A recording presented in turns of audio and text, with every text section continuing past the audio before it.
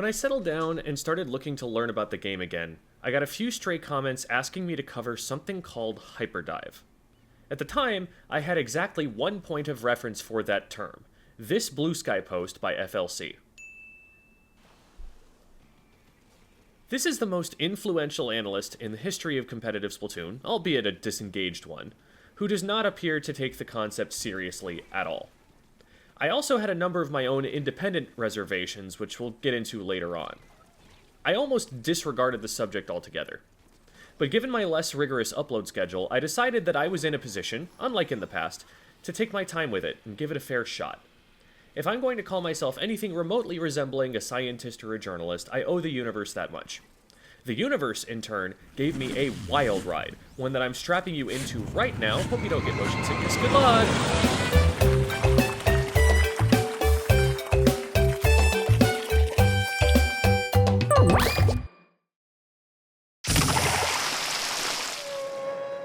Hyperdive is a silly word, a word that I will now explain in great detail. The term dive, in this context, has a substantial history outside of just Splatoon. Its use in Overwatch offers us a great point of comparison. In Overwatch, there are characters with a lot more health relative to Splatoon characters, and a greater capacity to tank damage using shields or similar abilities. In a coordinated competitive context, a game is capable of stalling for a very long time around a critical choke point if you have an orthodox arrangement of heroes and everyone is spacing and positioning correctly.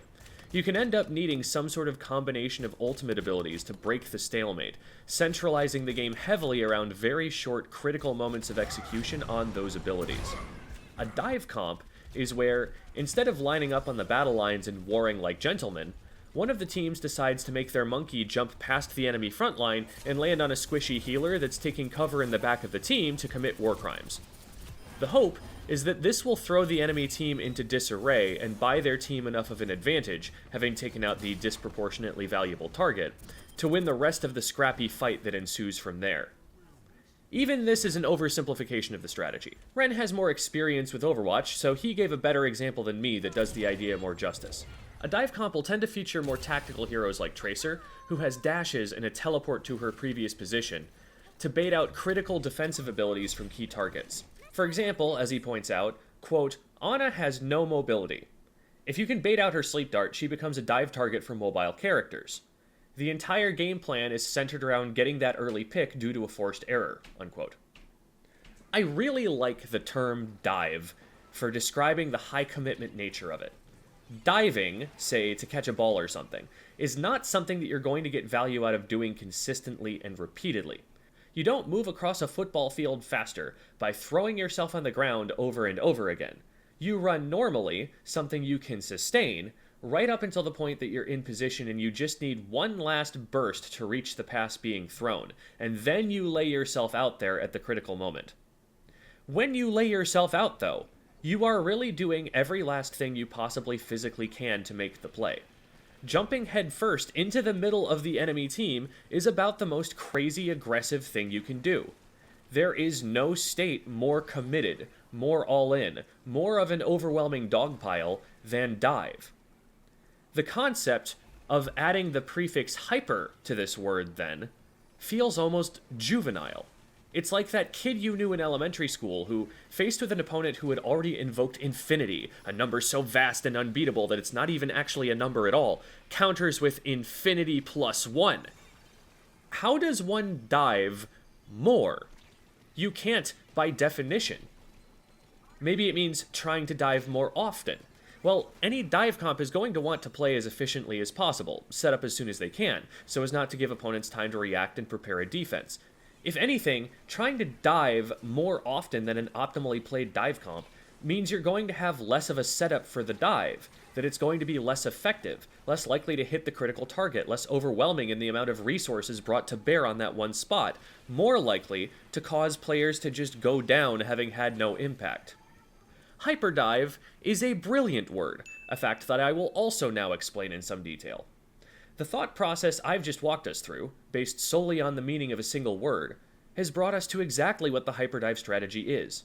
It is hyperdive in the sense that the diving is excessive. They really are throwing themselves on the ground repeatedly. The following is a direct quotation from one of the two original inventors of this strategy. Quote, "We're not afraid and almost openly invite dying.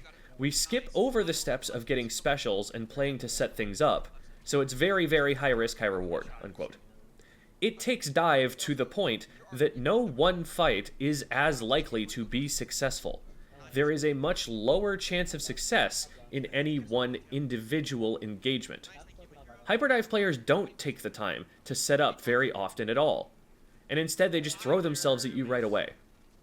At the absolute most, they'll use time that they're staggered to run at you on a curved line instead of a straight line, in the hopes that the extra time it takes gives their teammates time to respawn and run at them on a straight line, and that you'll sync up. The word also comes very close to the term hyperdrive, a science fiction device for reaching the fastest rate of speed people have ever imagined possible to travel at. The explicit stated goal of the hyperdive strategy is to play the game as fast as possible. Not in the sploosh-o-matic running 3 pairs of swim speed sense, though that could be a hyperdive weapon, but in the accelerating the game state sense. Hyperdive is a flawed word for communicating the strategy, not through any fault of its own, as, like I've said, I think the term analyzed properly brings you to exactly the right idea about what it means. The problem is that not everybody is going to analyze the word the same way an English teacher does when the inventors of the term are willing to answer his DMs and he has too much time on his hands, so he decides to ponder it for weeks after having collected paragraphs worth of context from them. As soon as some random lazy frontline player hears that this term describes a Splatoon strategy and gets an impression that anyone's having any level of success with it, they're going to throw all tactical thinking out the window. They're going to turn their brains off, run double cooler, and run it down thinking they're accomplishing something, when in reality, it's only ever going to work if they can mechanically outplay their opponents. They'll take whatever wins they do get as ironclad proof of concept, and they'll continue bashing their heads against that brick wall, cognitive dissonance be damned. One of the beautiful things about journalism and science, though, is that giving a bad idea an honest chance is, if anything, an even better way to debunk it. Because now you can steelman it. You can say you gave it the absolute best opportunity you could for it to succeed, and it still fell flat. Fully expecting that I would be dunking on this idea that FLC himself had scoffed at, I went looking for the absolute strongest practitioner of the idea, asking around and using search features to see what people were saying. Everyone claiming to know anything about the strategy would immediately point to one team, Paradigm Starfish. They were also saying that Paradigm Starfish had the highest placements of any team they knew with that strategy. When I went to the Paradigm Starfish Twitter account to check them out, their bio informed me that they were Div 6 in Ludi. I have never claimed to play anywhere even approaching what we call high level in competitive Splatoon, let alone top level, but I've been beyond Div 6 since around 2019. This being the furthest extent the strategy has ever been pushed by anyone, was the opposite of impressive.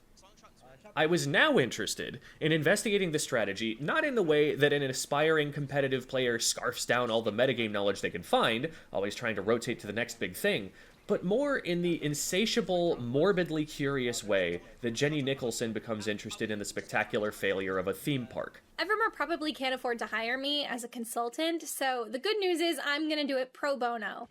What led to this? What weird sort of world do these outsider artists of the Splatoon 3 medium inhabit? I had to know. Remember what I said about that beautiful aspect of journalism and science, that giving a bad idea an honest chance is a better way to debunk it?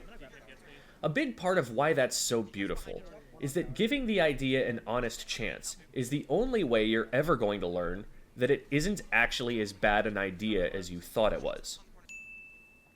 To begin with, Paradigm Starfish is not a Div 6 team. Maybe their bio is a joke, or it's outdated, I don't know why it's wrong, but it's wrong. Paradigm Starfish played in Div 2 this past Ludi season. A LAN team with Paradigm Starfish members and Hyperdive at its core has been getting high LAN placements regionally, which we'll get to later. I requested to play in a couple scrims with Paradigm Starfish and friends, and even with me on their team, rusty from a long hiatus, playing with them for the first time, we played a scrim against a Div 4 low-ink band team where we felt solidly in control and won just about every game. For another thing, one of the two primary inventors of the idea has the following to say about it. Quote, "Something that people often misunderstand is that we aren't playing this playstyle because we think it's better than meta or to counter meta specifically. We're playing it to test the boundaries of what's possible and push the game, and the community, lol, to its limits. And because it's fun and fits us. We're big advocates of people playing what weapons and playstyle suits them, and be themselves best, despite the many, many criticisms and hate people receive for doing so," unquote. The creators don't universally see this as the best way to play Splatoon, in the sense that it's what should win big tournaments. I do get a sense in conversations with some members, if not others, that there are aspects of the strategy they would like to see higher level players experimenting with and trying out, but the strategy itself, as we see them use it, is more of an experiment than a final product. They're saying, what if we did it faster? And then figuring out how to make that happen without much regard for what the result of it will actually be. In a lot of ways, it really is just limit testing, in every sense and connotation that phrase carries, distilled into a Splatoon strategy. The basics I was given to work with are as follows. Do not fear death.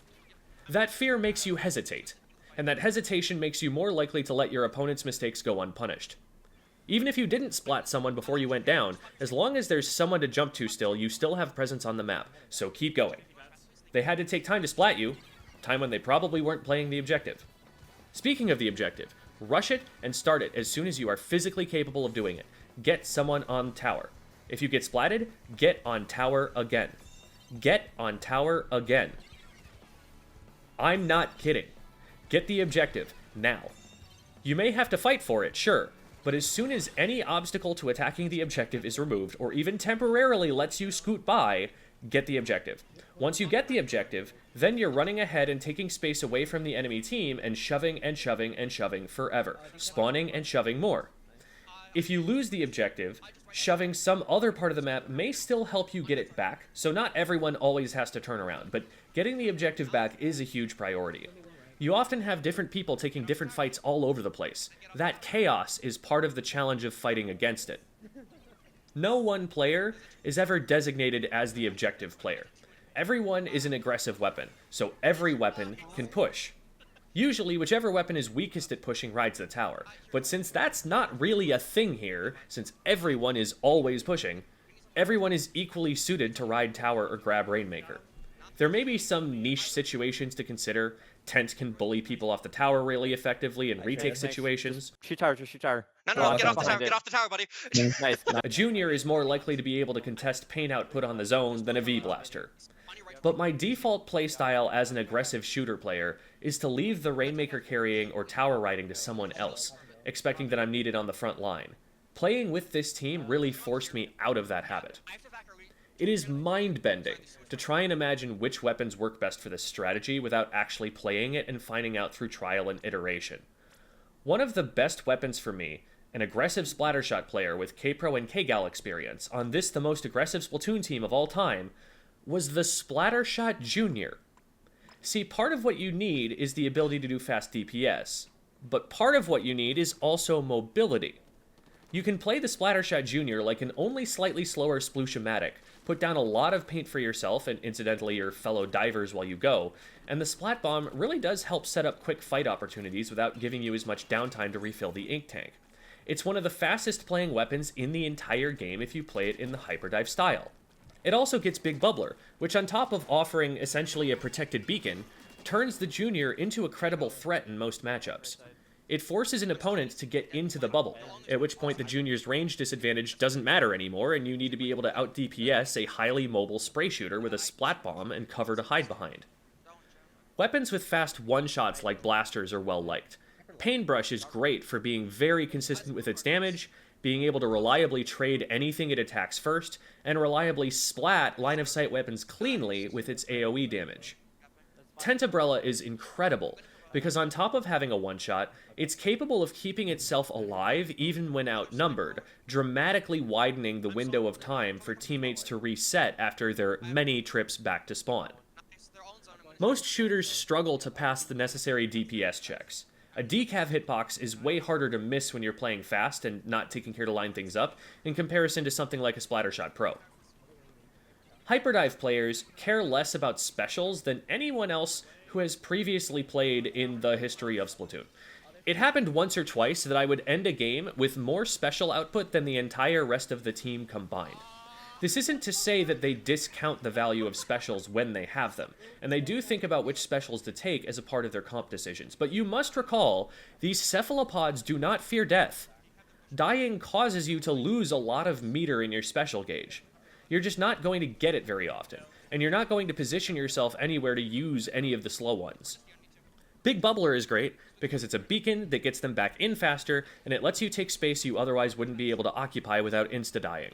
Hyperdive approved. Reef Slider is great, because you activate it and you get burst movement and combat utility immediately. Hyperdive approved. Vac is quite strong here, because you get immediate value and keep that value for a while, during which, on Hyperdive comp, there will inevitably be a fight it will help before it's done. Booyah Bomb, though? Too slow, too much setup. Tacticooler? The special that causes you to respawn faster? Too slow to set up. We're trying to take fights before anyone gets their specials, so planning to wait for your support to charge it doesn't fit the strategy. That's the key here. The idea of Hyperdive is to look at a lot of the assumptions people have about the game, that nobody's going to try to take coin flip fights, that people will jockey for advantage before engaging, that there's going to be time for an NZAP 85 to get a cooler out before anyone dies, and saying, but what if we took those fights? What if we engaged while everyone else jockeyed? What if the Zap realizes it's in a 1v3 by the time it has its special, and now it's being rushed by main weapons that can actually kill things? It's really important to point out that as silly and wild as the strategy may seem, Paradigm Starfish is a very coordinated team. I'm just going to let this overhead with callouts play out for a little while. Think while you watch about which team you would say has control in a conventional sense, in terms of map control, special advantage, player advantage, paint advantage, the traditional indicators of who's winning, and then compare it to the actual result of the sequence. On left Okay. bucket. Bucket's my left ledge. I'm dropping. Splash, I got one. Nice. They're I'm striking. dropping far right. Right. Goes on right. They I'm pop gonna jet. just grab tower. Okay. Bucket's on tower Uh, here behind. Front of tower now. Roy's in front of tower as well. Sorry, I should have yeah. that earlier. You're fine. I'm swimming in with arc. Bucket is on far left. Bucket's on left stack. Yep, I can I get just roller clear on. ledge. Yep, it's still under I ledge. don't know where It's roller- under left side of ledge. Left Yep. side of ledge. I got roller. Straight in. One's right side Nice. behind arc. I'm forcing bucket out. Nice. Going They're for bow. they're Bow's under tower. stack. Tormi, can you deal with a bow? I'm going I'm forward. jumping in. Where are Going they? to your right. Keep Keep an eye on Stack. Tormi. I got it. I Something's can back arc. right as well. On war. Double back for Moving war. left now. I'm going back. On me. Wait, never mind. There's a Have to get off. got Here, one. arc ride. Nice. Nice. Just you. Nice. Here, y'all can jump up to me. Keep an eye on right side arc.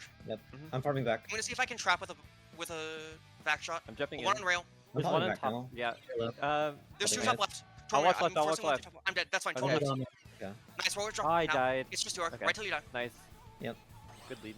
When I watched this, I remember thinking that many of the typical indicators I look for, paint control, taking an orthodox fight using numbers advantage on an isolated target, avoiding staggers and wipes, getting specials to initiate fights with, none of those were going in PS's favor. And yet they found a couple key points of leverage their main weapons gave them, ignored fights they didn't have to take, happened upon a good opportunity to use InkVac, and all of a sudden their lengthy disadvantage state got reversed, and they converted for a push to 18 seemingly out of nowhere. It's like they're playing for critical hits. They're going to whiff a lot, but they convert so immediately and aggressively as soon as they do get one, that the numbers game works out for them. They find openings wherever there are openings, because they're ramming their heads into every single surface like a Dark Souls player looking for illusory walls.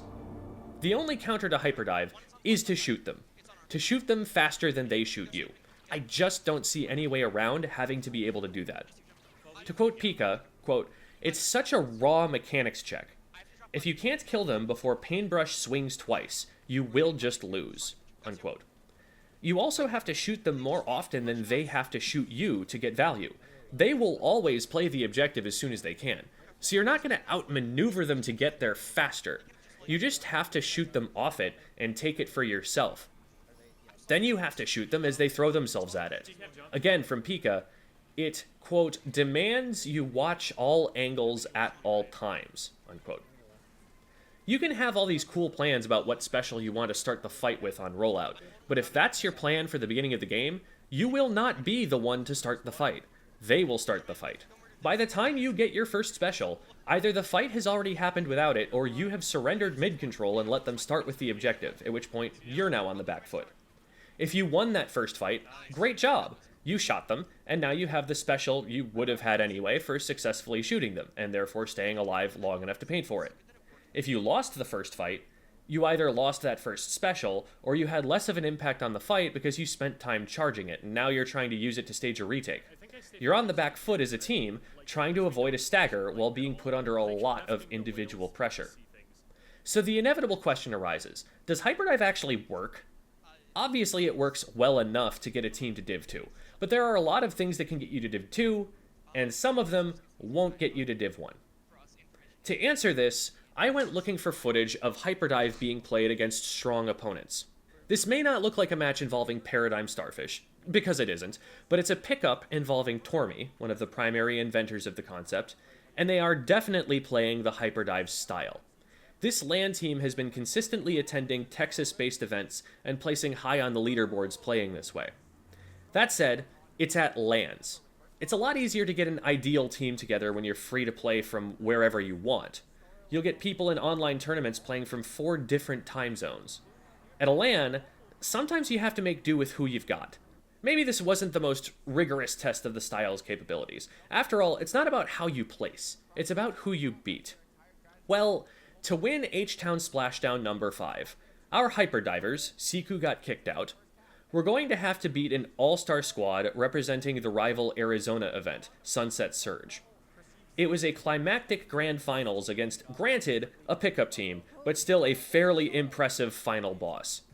Miner is a Div X slosher player with wins over most of the strongest teams in North America. Pepe, one of the head organizers of Sunset Surge incidentally, was on Mickey Mart, the team that won Genesis X without even running cooler. Shiny dips peanut butter and jelly sandwiches in ranch dressing. Absolute animal. They came into the tournament knowing they'd have to face off against the Hyperdivers, armed with a game plan from their 4th member, Pika, a longtime high-level player, coach, content creator, all-around cool person who, if you recognize from absolutely nothing else, you'll at least probably remember was on Cherry Limeade with Shiny.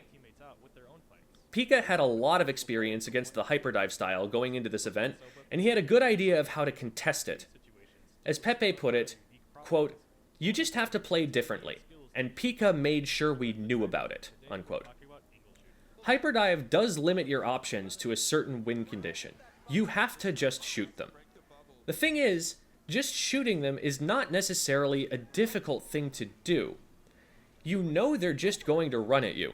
So as soon as you know where they are, you just have to draw a line between them and you to know where to aim. One of the best counters to the strategy is to run a splatling. What do you think they're going to do to counter it? Run a pencil, an E-liter? These guys? Are you kidding me? Nautilus is an insanely strong anti-hyperdive option. On top of the main weapon, absolutely beaming anything that tries to rush it, from unpleasantly long range and having more mobility to reposition than other splatlings. It will also get tons of the paint it needs to move around, because remember, these guys are not spending time painting the map. They just want to fight you. One kit gets point sensor to figure out where they are and beam them better and warn its teammates. The other kit gets a lethal bomb, and if anything does somehow manage to surprise it, it's going to be a high commitment enough ambush that Splashdown will probably get a free pick. One other plan Pika devised going in was to control the objective whenever they could. In his words, it was, quote, "to control what is and isn't an impactful fight for them to take." It's why we made a big effort to possess Rainmaker as often as we could, even when not pushing, for example. If we hold it, they're not. And if we go away from them, they aren't important, unquote. The Goliaths marched out to face a team of Hyperdive Davids. They're actually the underdog in terms of perceived skill here. We have got a full plus team pickup on the Prickly Barbecue Gumbo. Oh. Meanwhile, only Stara being +2 is kind of crazy. I talk about the Plus servers and what access to them means in another video called How Good Am I at Splatoon? Should be a link in the upper right if you want that context. But for now, we return to our story. So good. Ready, go! Prickly Barbecue Gumbo had knowledge, they had a plan, and they had top-level experience. They went 3 down, with the 4th jumping out in the first 13 seconds. Already in the triple!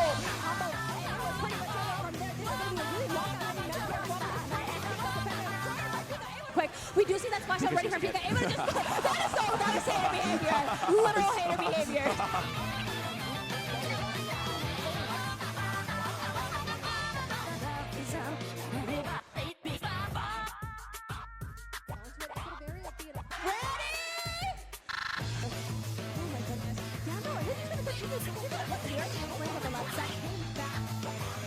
Oh my goodness. Thank you! Whoa, they are winning fights. It is not over. They still have the entire position. They just wiped out. Siku got kicked out. They have Siku got kicked out completely in spawn. Minor. Oh, how did he live that? How did he live that? I don't even. Oh my god, my anxiety's up. Holy shit, they're able to get through it! That's game. Where's the ball? Shiny has the ball. Get that in! Get that in! I have a headache. Just barely get a little bit chipped here, but it's going to be just enough for them to stall out and get most of the members of Zeke got kicked out right here. Shiny's forced to defend against Tormi on their own, but no!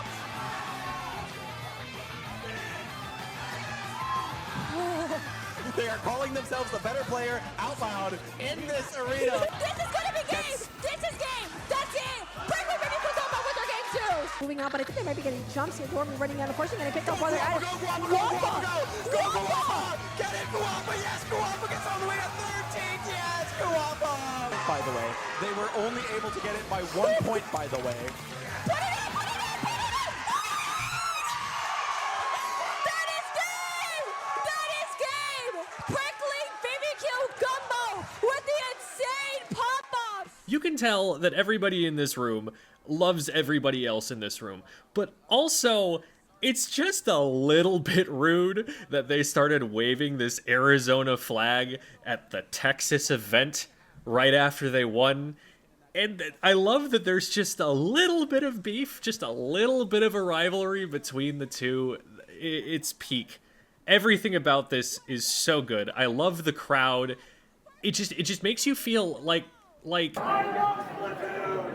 man, some of the best matches I've seen in a while. Right. What were we talking about?